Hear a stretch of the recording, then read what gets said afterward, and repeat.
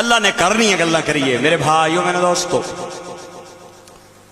اللہ نے حضرت آدم نو جدوں جنت چوں دنیا تے روانہ فرمایا نا، اج لوگ کہنے نے بے دخل کر چھوڑیا. میں کہ جنوں بے دخل کیتا جائے نہ جنیا انہوں اپنی رضا دے اپنی خوشی دے راز نہیں دسے جانے. اللہ نے سیدنا حضرت آدم دی زبان تے جملے جاری فرمائے اور آواز آئی سونے پڑھ ربنا ظلمنا انفسنا وَإِن لَّمْ تَغْفِرْ لَنَا وَتَرْحَمْنَا لَنَكُونَنَّ مِنَ الْخَاسِرِينَ. جنہوں قرآن مزہ دیندہ جائے بولنے جاؤ. حضرت آدم نے زبان تے کلمے جاری فرمائے اور عرض کی تھی مولا انہاں دے پڑھن نال مینوں کے ملے گا. فرمایا میری رضا تے میری خوشی نو دی تینوں پھر اپنی آغوش دے اندر لے لویں گی. حضرت جابر رضی اللہ تعالیٰ عنہ راوی نے اور وہب بن منبہ راوی نے آپ کہنے نے حضرت آدم جدو دنیا تے آئے آپ نو تنہائی محسوس ہوئی، آپ نو خوف تے وحشت محسوس ہوئی. اللہ نے فرمایا سونیا اے جملے بول تینو میری رضا مل جائے گی. اگر ادھے باوجود بھی تیرا دل گھبراوے نہ تے سدھا ٹرنے مکے چلا جاؤ. اتھے ایک یاقوتی خیمہ نظر آئے گا، ادھے جا کے ایویں ہی طواف کر جویں میرے عرش دے طواف کرنا سے. ادھے نیڑے جا کے نمازاں پڑھ جویں میرے قریب رہ کے نمازاں پڑھنا سے. اللہ ملے گا کہ فرمایا نمازاں تے طواف تیرے فرش تے ادا ہون گے، مزہ تینوں جنت داتا ہوئے. ربنا ظلمنا انفسنا وَإِن لَّمْ تَغْفِرْ لَنَا وَتَرْحَمْنَا لَنَكُونَنَّ مِنَ الْخَاسِرِينَ. تائیں بولے شاعر اسلام حفیظ جلندری حفیظ آدھا ہے کہ وہ ارض پاک جس کے گرد پیرے ہیں چٹانوں کے.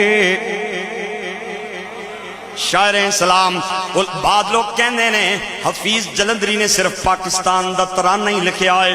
پاک سرزمین شادباد کشور حسین شادباد میرے استادی مکرم قبلہ عالم شیخ الحدیث پیر سید حسین الدین شاہ صاحب آپ فرمانے نے حفیظ صرف خالق ترانہ پاکستان ہی نہیں تھا بلکہ نبی عاشق نبی آخر الزمان بھی تھا، مفسر قرآن بھی تھا.